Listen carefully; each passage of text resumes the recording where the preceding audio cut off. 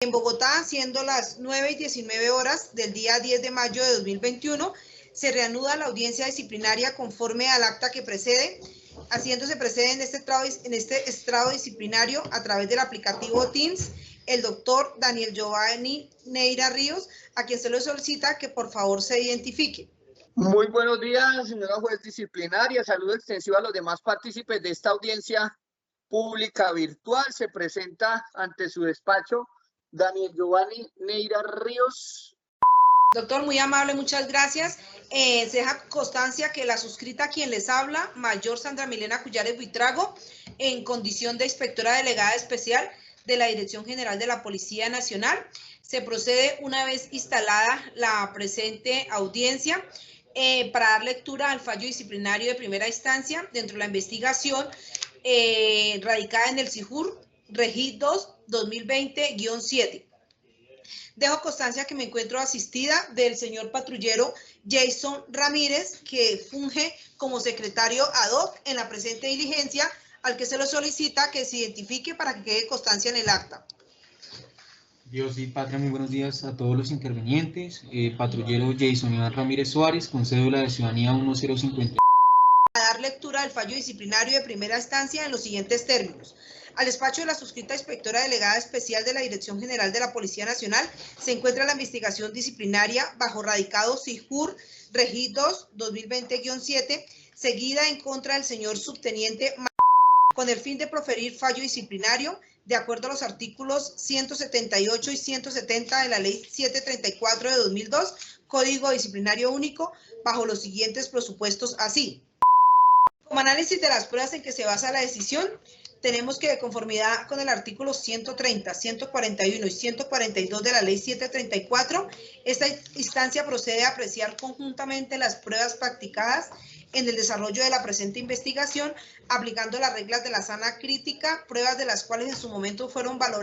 les fue valorado su conducencia, pertinencia y utilidad para ser vertidas al plenario como soporte para la decisión adoptada en la parte resolutiva del presente proveído. Es de tener en cuenta que las mismas fueron allegadas con la plena observancia de los principios constitucionales y legales que rigen la estructura del proceso disciplinario, por cuanto se dé oportunidad al ejercicio efectivo del derecho a la defensa, la contradicción y el principio de publicidad de la actuación, de suerte que los sujetos procesales conocen en la integridad todo el proceso que aquí se adelanta. Análogo se puede concluir que el investigado ha hecho goce pleno de sus derechos hasta el punto de poder intervenir en todas las actuaciones hasta esta etapa procesal. Con fundamento en lo anterior, este despacho considera que todo el recaudo probatorio militante en el expediente demuestra en concreto que el evento objeto de discusión, cual fuera determinar la contrariedad entre la conducta desplegada por el oficial con el supuesto jurídico endilgado en el auto acusatorio, carece de elementos formales y materiales que impiden a este vacuo enarbolar el juicio de reproche disciplinario propuesto en el auto de fecha 13 de noviembre de 2020, de acuerdo con las siguientes consideraciones.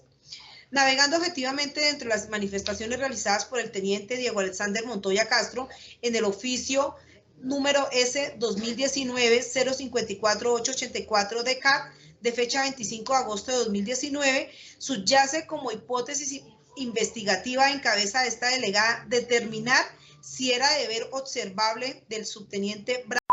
asistir al servicio de control de establecimientos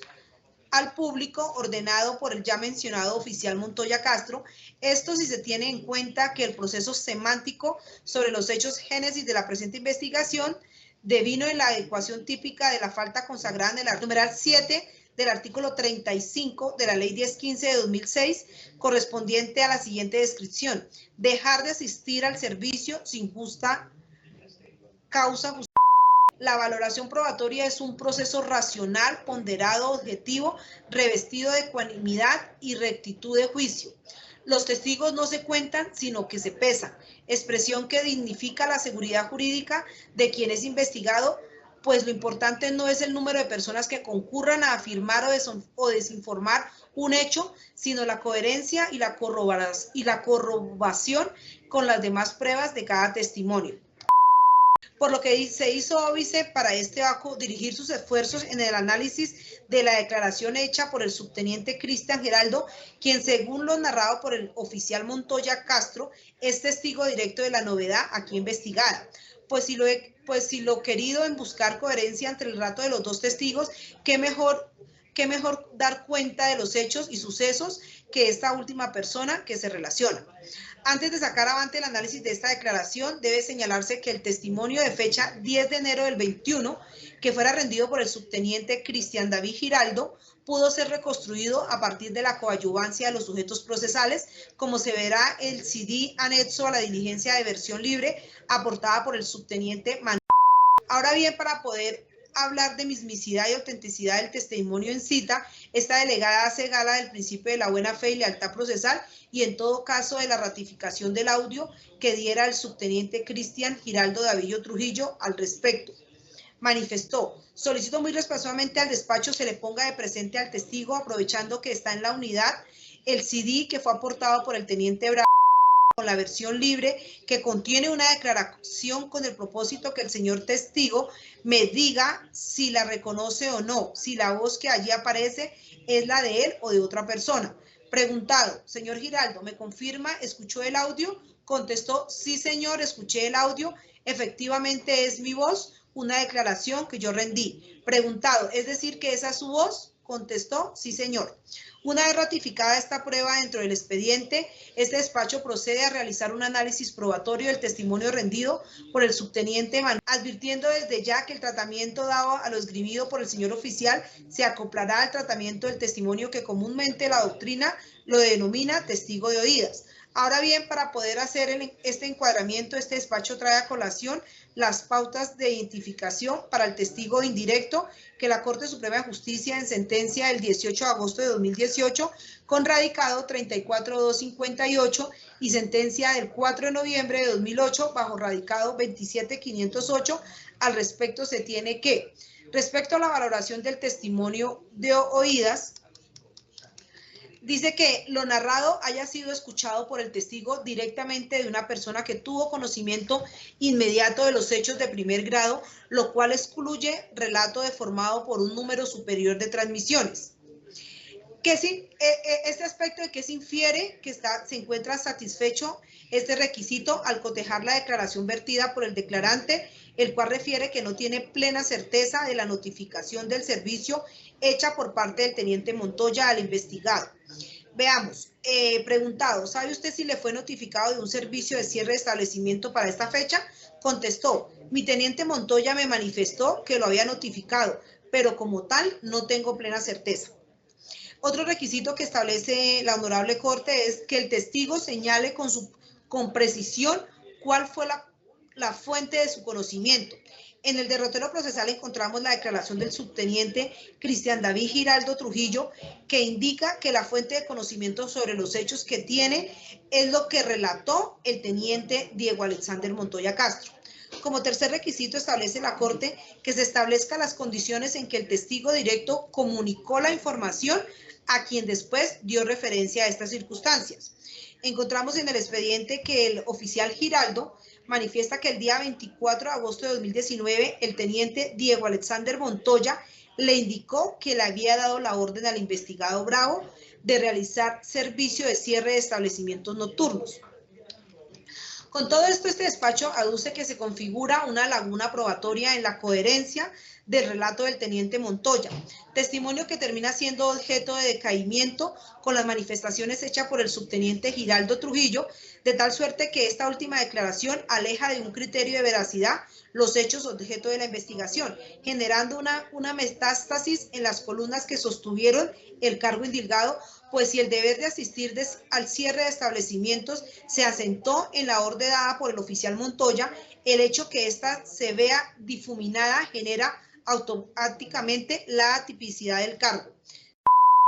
Así, por ejemplo, tenemos las anotaciones en el libro de guardia de la estación de policía San Vicente del Caguán, obedecen a órdenes e instrucciones emitidas por el oficial Montoya, o al menos así lo manifiesta el patrullero Edinson Álvarez Gabal. Dice: preguntado, infórmele al despacho si usted recuerda si hizo la anotación. Contestó, sí, mi mayor, yo la realicé ordenado por mi teniente Montoya. Preguntado, ¿usted presenció los hechos que consignó o simplemente cumplió una orden de realizar la anotación? Contestó, yo me encontraba como jefe de información y realicé la anotación por orden de mi teniente Montoya y de mi teniente Giraldo.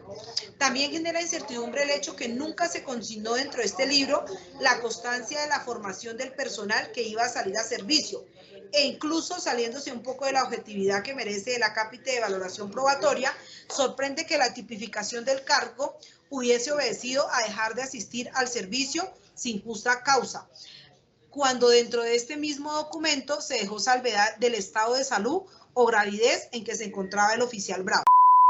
Luego entonces el enunciado de condiciones no aptas para el servicio, de que trata la anotación en el libro de minuta de guardia de la estación de policía San Vicente del Caguán, denota una aparente justa causa para su inasistencia, o en su defecto otra modalidad fáctica y jurídica que debió ser enunciada dentro del auto de citación a audiencia, a espera que el investigado pudiese ejercer su derecho a defensa sobre esta imputación, y ya no se puede entrar a corroborar 13 de noviembre del 2020, donde el señor coronel Edgar Fernando Rojas Sierra, inspector delegado de la región de policía número 2, libró auto de citación a audiencia por la comisión de la falta contenida en la ley 1015, régimen disciplinario para la Policía Nacional, en contra del subteniente los siguientes términos. La conducta objeto de reproche se encuentra consagrada así en la ley 1015 del 7 de febrero de 2006, libro 1, título 6 de las faltas y las sanciones disciplinarias, capítulo 1, clasificación y descripción de las faltas, artículo 35, faltas graves, son faltas graves, numeral 7, dejar de asistir al servicio sin causa justificada. Este cargo disciplinario se edificó en la medida que el operador disciplinario de turno consideró que el verbo rector se adecuaba típicamente a la conducta ejecutada por el oficial, quien al parecer no se presentó a la formación ordenada el 24 de agosto de 2019 a las 22 horas. Hipótesis argumentativa que, de conformidad con los medios de prueba de orden documental y testimonial, daban cuenta que al parecer le era observable al oficial asistir al servicio. Análisis de los descargos y versión libres. De la versión libre, mediante oficio calendado el 3 de diciembre de 2020, el subteniente Manuel presentó escrito de versión libre en el cual quiso proyectar y denotar la inexistencia de la orden y, como segundo, un malestar médico inevitable producto de lo ingerido en horas de la noche. De antemano debe indicar esta delegada que no se referirá a ninguno de los dos argumentos traídos a colación dentro del escrito de versión libre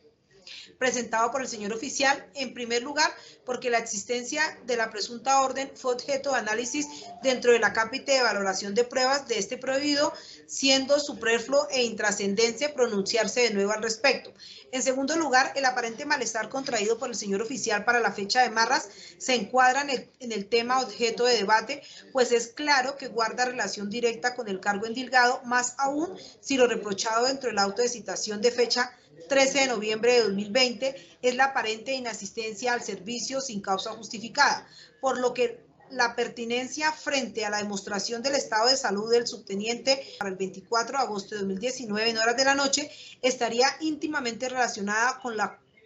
la justa causa para no tener que soportar el ilícito disciplinario. Sin embargo, no sucede lo mismo dentro del plano de utilidad que pudiese representar la exposición de este hecho, pues su aporte al punto concreto, objeto de la investigación, no existe certeza sobre la orden de presentarse al servicio, no existirá orden observable de cumplir y al no estar obligado a su cumplimiento, devendría inocuo demostrar los motivos justificables para su inasistencia. De los descargos. En desarrollo de la audiencia llevada a cabo el 4 de diciembre del 2020, la defensa técnica sentó los argumentos concernientes a esta etapa procesal en 3 enunciados que congloban su tesis defensiva así. Primero, ningún servidor público puede tener mayor credibilidad que otro únicamente basado en aspectos de grado. 2. Se debe tener certeza de la comisión de la conducta para poder emitir una sanción. Y como tercero, así como quien puede lo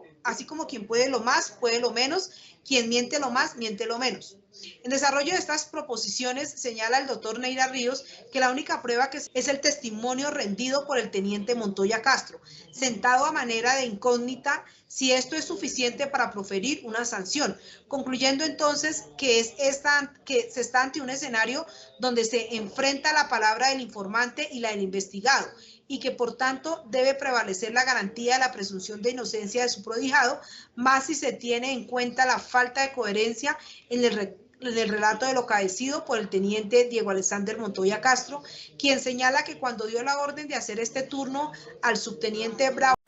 se encontraba en compañía del subteniente Giraldo Trujillo, refiriendo a este último que lo conoce, que el señor teniente Montoya le contó que le había notificado al subteniente Bravo, debiéndose dar el tratamiento de testigo de oídas a este último. La intervención señala que nadie en las condiciones de salud en las que se encontraba el investigado podría dar cumplimiento a una orden como la dada por el teniente Alexander Montoya. Es claro que cualquier conducta típica no puede tener la entidad suficiente por sí sola para ser atribuida a un servidor público, pues el hilo que debe atar la conducta del investigado con la falta disciplinaria son las pruebas. Sin embargo, no cualquier prueba tiene la idoneidad suficiente para construir certeza, término que ha sido entendido por la jurisprudencia nacional como un estándar de convicción racional. Es por ello que con suma precisión el jurista Luigi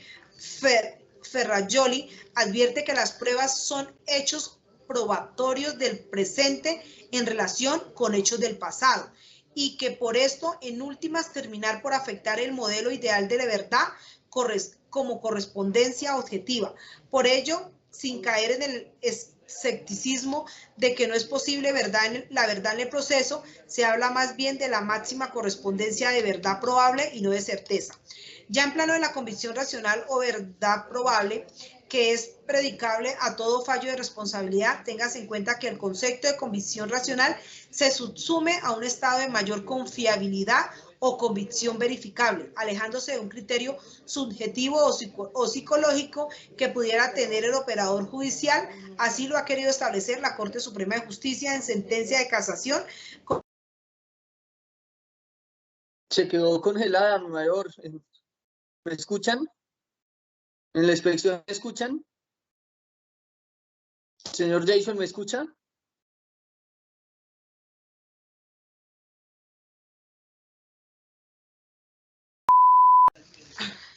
Ramírez, ¿nos escucha ahí? Perfecto, mi mayor. Sí, señora, ya está grabando. ¿Nos escucha? Sí, señora, perfectamente. Ah, bueno, listo. Entonces, inicia la grabación ya, Ramírez. Bueno,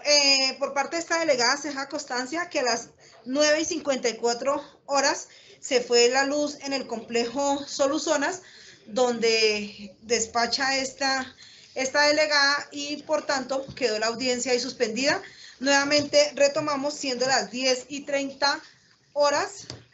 del día 10 de mayo de 2021 para dar continuación a la audiencia donde se está profiriendo el fallo en la investigación disciplinaria Regid 2-2020-7. Y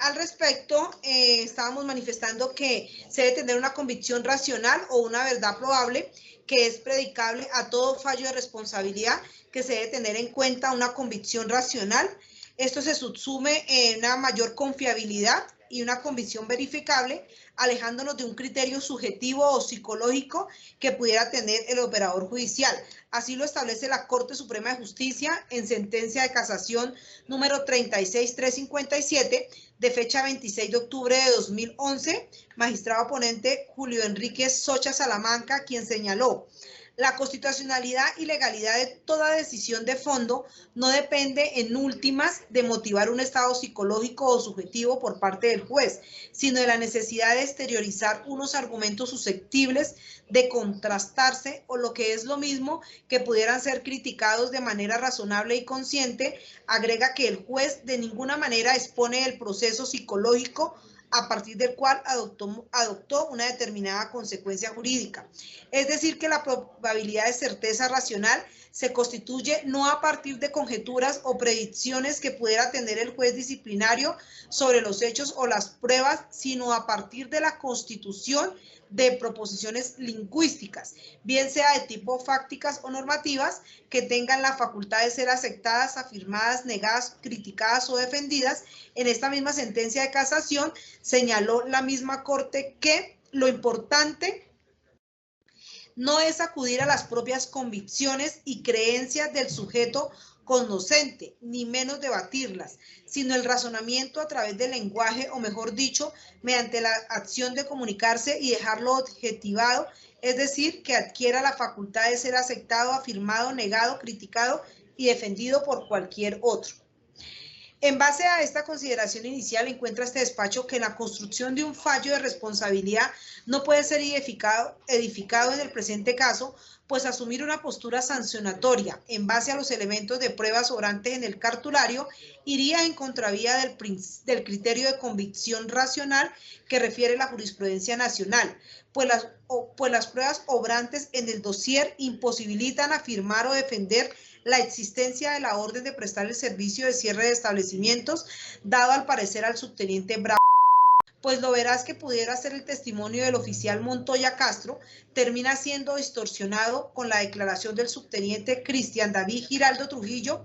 Es por eso que, ya habiéndose zanjado un análisis sobre la declaración del señor teniente, sobre el subteniente Cristian David, que es un testimonio de oídas, centraremos un análisis en la declaración del teniente Montoya, ya que a partir de lo manifestado por este que afloró la presente investigación, para ello emplearemos los criterios de valoración de la prueba testimonial del jurista Pietro Esguero, citados por el doctor Óscar Villegas Grazón en su obra El proceso disciplinario, tercera edición, páginas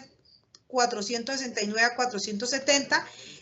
según este estudioso del derecho, la credibilidad que merece quien ha rendido una declaración acerca de los hechos que fueron conocidos por él depende de tres motivos. El primero lo constituye el carácter de las personas mismas. El segundo, las relaciones de tales personas con los hechos que refieren. Y el tercero, la índole de estos mismos hechos. En virtud del primer motivo, por ejemplo, no se da crédito a un mentiroso o calumniador notorio. En razón del segundo motivo, a quien espera lucrarse con sus manifestaciones. Y el último, los motivos consiste, de acuerdo a lo que manifiesta Pietro, es que la índole de los hechos mismos, y pone como ejemplo la declaración inverosímil.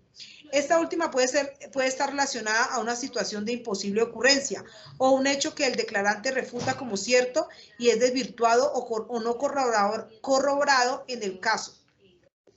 Se tiene que el informante, el teniente Montoya Castro, afirma haber dado la orden al investigado subteniente en presencia del subteniente Giraldo Trujillo. Pese a ello, este último oficial, Giraldo Trujillo, niega esta situación, incluso en su diligencia surtida al interior de la presente audiencia disciplinaria, vuelve a reafirmar lo inverosímil de las manifestaciones hechas por el teniente Diego Alexander Montoya cuando manifiesta. Preguntado, informe al despacho si usted sabe o tiene conocimiento de si el señor subteniente Bravo recibió la orden por parte del teniente Montoya de asistir a algún servicio. Contestó, no, a mí me lo manifestó mi teniente Montoya, pero no me consta directamente. Preguntado, informe al despacho si usted estuvo presente en el momento en que al parecer el subteniente Bravo recibe la orden de presentarse a las 22 horas por parte del teniente Alexander Montoya. Contestó, no, no recuerdo. Preguntado, ¿estuvo usted presente sí o no? Contestó, no, mi teniente Montoya me manifestó que le había dado la orden, pero no estuve presente en ese momento. En base a lo anterior, es de entero recibo los argumentos manifestados por la defensa técnica, los cuales han sido normatizados al interior de los artículos 9 y 142 de la ley 734, bajo los epígrafes presunción de inocencia y prueba para sancionar, los cuales, lejos de ser simples enunciados legales, constituyen verdaderos mandatos de optimización por citar al jurista Robert Alexi, que no pueden ser desatendidos e ignorados por este despacho.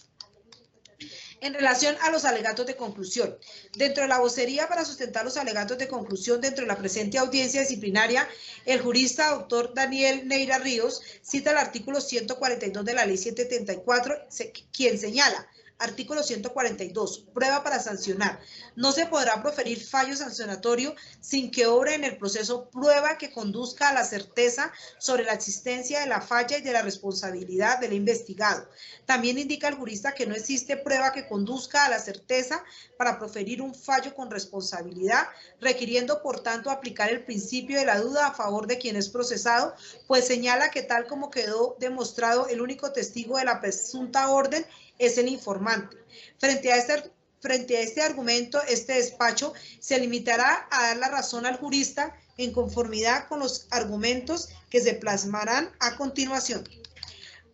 Razones de la absolución. El sistema normativo colombiano se asienta sobre el precepto de la seguridad jurídica en términos del componente jurídico o norma propiamente dicha, pues un futuro de cara a las sanciones impredecibles o a las normas inconcretas o abiertas atenta en forma directa contra el principio de legalidad, por lo que es conveniente señalar que los sistemas constitucionales se prevé como la primera medida para blindar el principio de legalidad, que sea una autoridad diferente a quien crea la ley y a través de un proceso de suscripción de hechos en el supuesto jurídico, estimar si se cumplen las reglas de la lógica formal dada para consecuentemente imponer una sanción. Este procedimiento lógico comúnmente es denominado silogismo judicial y está plantado dentro de la tonalidad del parangón entre los hechos, la casualidad y los efectos previstos por la norma. En última, siempre se verifican dos troncos del componente normativo. 1. Un hecho imputable a la conducta o modo de ser de las personas. 2. Una consecuencia, resultado o efecto entrelazados por un proceso lógico, que es la adecuación típica en cabeza del operador disciplinario. Frente a la primera rama o tronco de la norma disciplinaria, esto es, los hechos jurídicamente relevantes, se podría indicar que su sencillez únicamente es un patrón identificador de su complejidad, pues suele abarcar situaciones tan relevantes para el proceso como lo sería el primer acto de protesta y contradicción al interior del proceso disciplinario, por lo que el acto de comunicación de los hechos investigados y que se le atribuyen a un sujeto de derecho entraña un sinfín de postulados constitucionales que definen esta actuación procesal como un componente intrínseco del derecho de defensa y contradicción de quien es investigado.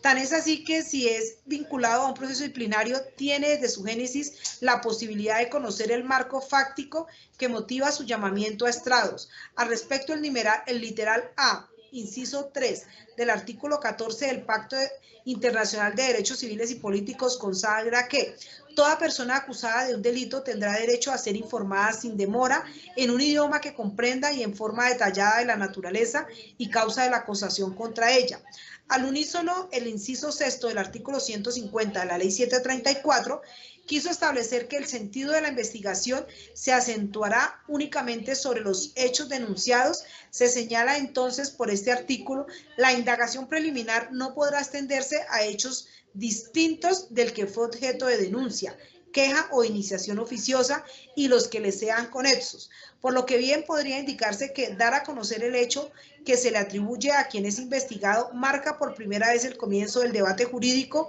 y contradicción, y de ahí su trascendencia y obligatoriedad. Con más razón, en un escalafón procesal más adelante, dentro del procedimiento disciplinario, con precisión en el auto de citación a audiencia, se debe consagrar por parte del operador disciplinario una breve motivación en la que se expongan los hechos constitutivos de la falta y su tipicidad.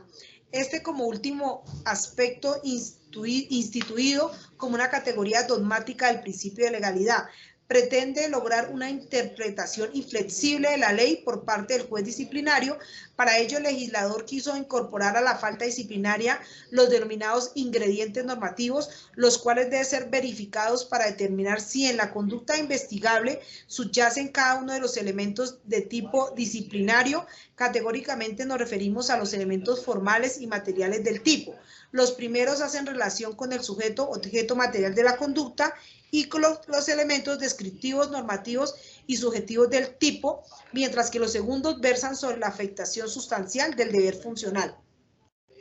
Por lo cual, para esta delegada queda claro que el pliego de cargos o auto de citación a audiencia, según se trate, es el acto por excelencia que fija los lineamientos por los cuales se habrá de desarrollar el juicio disciplinario, de tal manera que el investigado y su defensa se pronunciarán por determinada situación fáctica y no por otra. Con más veras, el principio de congruencia en materia disciplinaria exige una consonancia entre identidad sobre los hechos, su denominación jurídica y el sujeto activo de la acción disciplinaria, que es la imputación fáctica, jurídica y personal, sin que sea viable que le sorprenda con hechos no constitutivos en la providencia acusatoria. También es por ello que el pliego de cargos o auto de citación a audiencia comporte, entre otros aspectos, la valoración jurídica de las pruebas allegadas en que han de soportarse los cargos, lo cual es apenas obvio a efectos de que la parte defendida pueda entablar la controversia al conocer el mérito persuasivo que el despacho disciplinario otorga a los medios de convicción. Luego, entonces, el núcleo fáctico de la presente investigación no puede congregar un análisis sobre las condiciones en que se encontraba el subteniente Brown, una ambigüedad entre los hechos y la adecuación típica plasmada por el despacho de la inspección delegada de la región 2 de policía, ya que se pretermitió enunciar este apartado fáctico, pudiéndose señalar que siempre fue óbice para la defensa arguir criterios defensivos sobre la inexistencia del servicio y sobre el estado médico del señor oficial, siendo este último un defecto fáctico no enunciado dentro del auto de citación a audiencia. Así las cosas, dentro de la balanza probatoria dictada por la sana crítica, los procesos lógicos, epistemológicos, semánticos y hermenéuticos, que no están ni pueden estar reglados por ser extrajurídicos y pertenecer a un plano del tecnicismo dogmático, encuentra este despacho asomo de duda favorable sobre la forma en que fueron presentados por los hechos por el teniente Diego Alexander Montoya, no con ello deduciendo indefectiblemente que los hechos narrados carezcan de toda providez de verdad, pero sí deteriora a juicio de esta juzgadora la realidad de los fácticos objeto de análisis y que permite cuestionar seriamente el juicio de reproche dictado por el subteniente Bravo, no pudiendo ir este despacho en contra de los principios constitucionales como presunción de inocencia, que lejos de corresponder a una simple enunciación teórica, corresponden a una verdadera garantía en contra del punitivo del Estado. Es por ello que el inciso 2 del artículo 9 de la Ley 734 sintetiza el indubio prodisciplinario. Durante la actuación, toda duda razonable se resolverá a favor del investigado cuando no haya modo de eliminarla. A su vez, el artículo 142 quiso ordenar: no se podrá proferir fallo sancionatorio sin que obre en el proceso prueba que conduzca a la certeza sobre la existencia de la falta y de la responsabilidad del investigado. Desarrollo de este mandato legal, la jurisprudencia nacional ávidamente ha señalado las diferencias existentes entre duda razonable y certeza o convicción racional, conceptos integrantes de una sola moneda cuya cara se justapone entre sí por los efectos decisorios que puedan producir al respecto. La suscrita delegada de la Dirección General de la Policía Nacional resuelve: primero, absolver del cargo endilgado dentro de la investigación de radicado SIJUR Regid 2 2020-7 y en consecuencia librar de toda responsabilidad disciplinaria al subteniente Manuel. Segundo, la decisión antes señalada notifíquese en estrados, haciéndole saber al señor subteniente o a su apoderado contractual que en contra de la misma procede el recurso de apelación ante el señor Inspector General de la Policía, el cual deberá presentarse y sustentarse verbalmente en desarrollo de esta audiencia. Doctor, en este orden de ideas se le concede el uso de la palabra por si el doctor tiene a bien presentar algún tipo de recurso. Sin recurso, señora juez disciplinaria, no hay interés para recurrir. Desde el curso 90 de los oficiales, donde